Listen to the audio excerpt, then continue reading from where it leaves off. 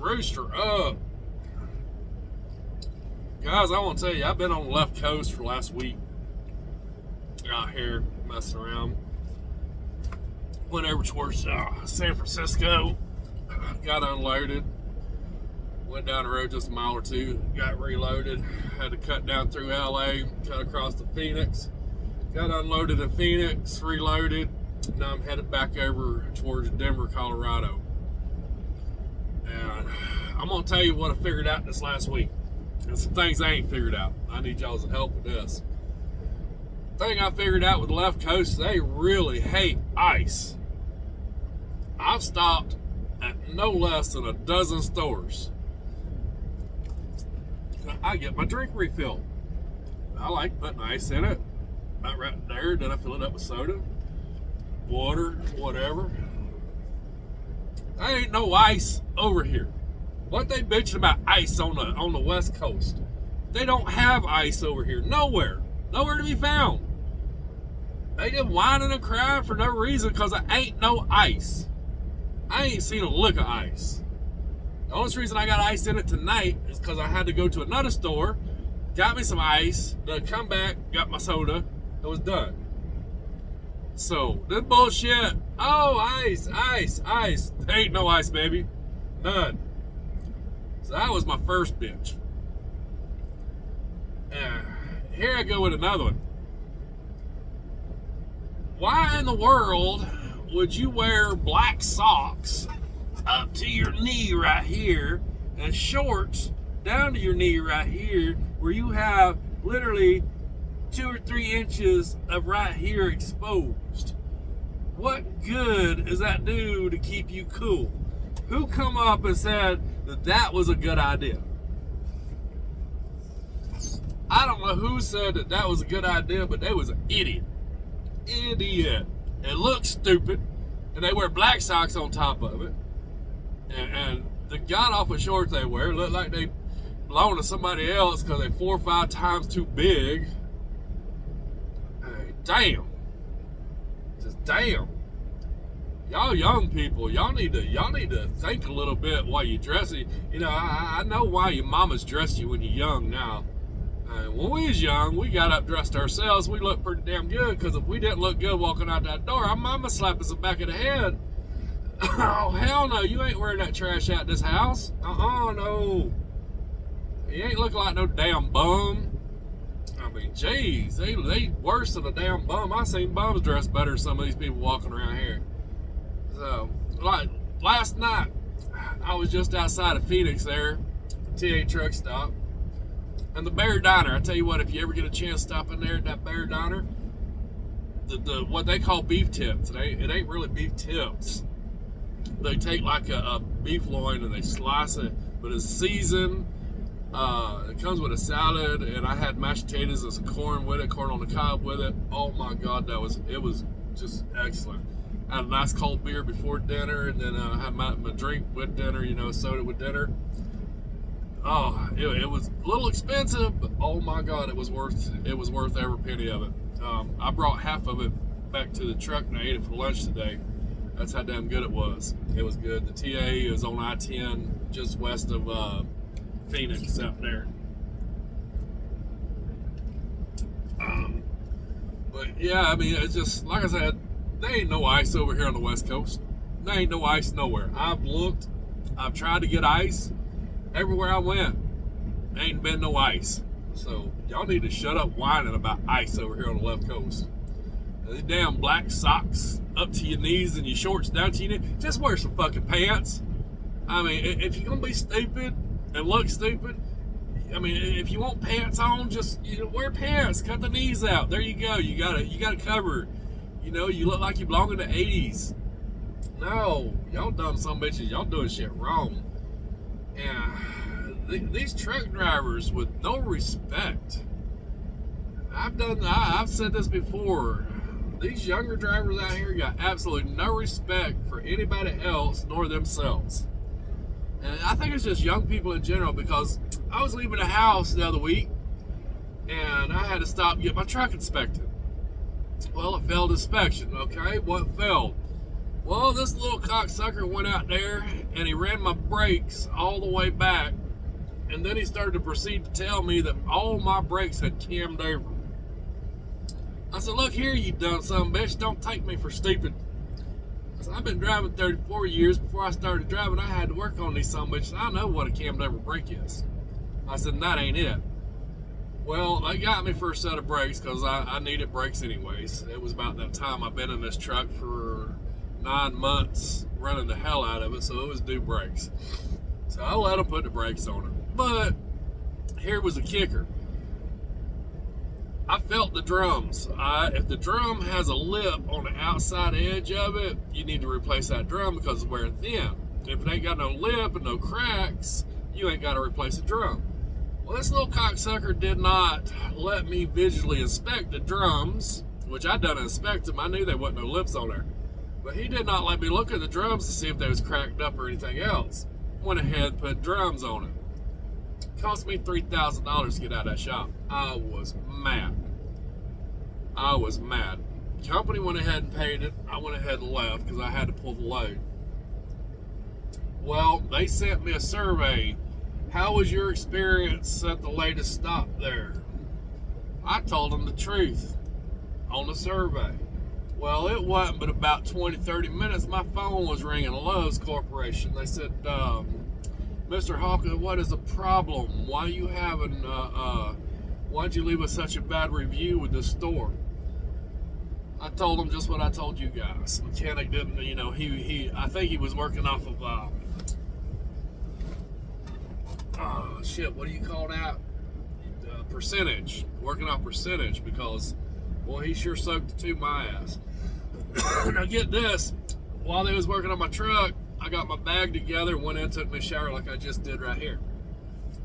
I'm at a Love's right now.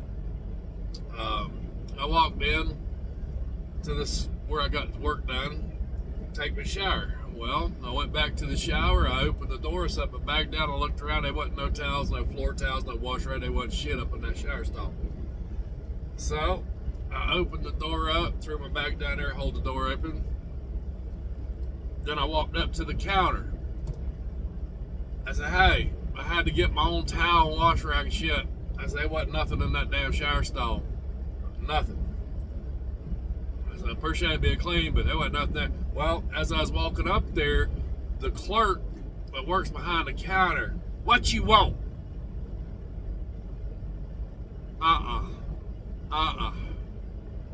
Boy, I make a shit ton more money than you'll ever dream of making. And you probably graduated high school. You don't go at me with what you want. Well, I went and took my shower, got out of my shower, and me and the store manager went round and round with that one. Because store clerks, y'all need to say, can I help you? Or what can I help you with? You ain't got to say sir. You ain't got to say ma'am. But a pleasantry of how may I help you or can I help you? Not what you want. Well, the tone and the reflection will tell you a lot. Anyways, got that handled too. And I was assured through the phone call that there would be some new faces up in that store. I said, well, look, I'm a easygoing type guy sometimes. And I told him straight, I said, these boys don't need to lose their jobs. And I said, this is a hard economy, it's hard to get a job. And where that store was at, Evergreen, Alabama, that's a rough place to live and to have a job because it's a small little community. There ain't a lot around there. So I did my best to try to let them keep their jobs, but just have some better training to keep their jobs. Because what they done and how I was treated was just completely out of hand. It was just completely off the rail, it shouldn't have been. So anyways, I'm trucking it up, like I said. I seen the Golden Gate Bridge. That was kind of cool. And I just had a complete fucking brain fart. I don't know where I was going with that. Oh, I'm making it over here to Phoenix. Now this is what my company did to me. I get unloaded this morning. I call in, I say, hey, I'm empty. I need me a load. All right, we'll call you back here in a little bit. About an hour goes by, phone rings. Yeah, what's up? I said, well, we got you a load. It's going over towards Kansas. I said, oh yeah, what's it pay? I said, well, it's 1,200 miles and it pays $700. I said, no. Even if I was in a company truck, I'd have said no. You do the math on that. That's less than $1 a mile. No, I ain't rolling for that. Well, I was continuing. I was headed down to a truck stop, so I was easing on down the road. And my dispatcher finally come back from lunch. Old Joe, boy, I give him hell, but God bless him. He deserves extra money having to deal with me. He called me up. He goes, I heard about that load. I said, yeah. I was still laughing about it. He said, yeah, I'm glad you turned that one down. I said, Joe, I wasn't taking that. Hell, I'd have to pay y'all to pull that load. No, I ain't taking nothing like that. He goes, well, I got you another one. He goes, Phoenix going up to Denver, Colorado. I said, what's it pay, Joe? He said, well, it's 800 miles. He goes, it ain't paying a lot. It's 800 miles is paying, I think it's still like $1,600–1,700. That's all right. I said, yeah, we can roll for that. It's PVC pipe, so it's not real heavy because I am going through the mountains. I'm currently on I-17 headed north up towards Flagstaff, and then once I get to Flagstaff, I'll cut east. I'll cut across that ski resort right there, Aspen, Colorado, and I don't know if you ever been or looked at it on TV or what have you, but that ain't nothing but a mountain. So I got all that to look forward to. It's beautiful this time of year too. Last time I did it, it was snowing up there. And it's absolutely gorgeous when it's snowing up there. So, but normally I try to hit this stuff in the spring or fall or summertime like this. That way I got to deal with that snow. But anyways, I'll get this stuff off Monday, and from Denver, we'll get something onto the house because I've been out for a couple weeks. And it's time. It is just time for me to head on to the house. Which I had a thought. I'm on the old ticker talker there, so I ain't done no videos over there or nothing like that. I really don't know how yet because I just got on the old ticker talker, and I'm gonna learn how to do some videos over there. And what I was thinking was doing the best weekend hangouts for truckers, maybe like a 1 through 10 best weekend hangouts where you can just stop, hang out, get some good food, and have some entertainment. Like drink beer, listen to music, what have you. Not the entertainment y'all think about, you dirty codgers, get your minds out of the gutters.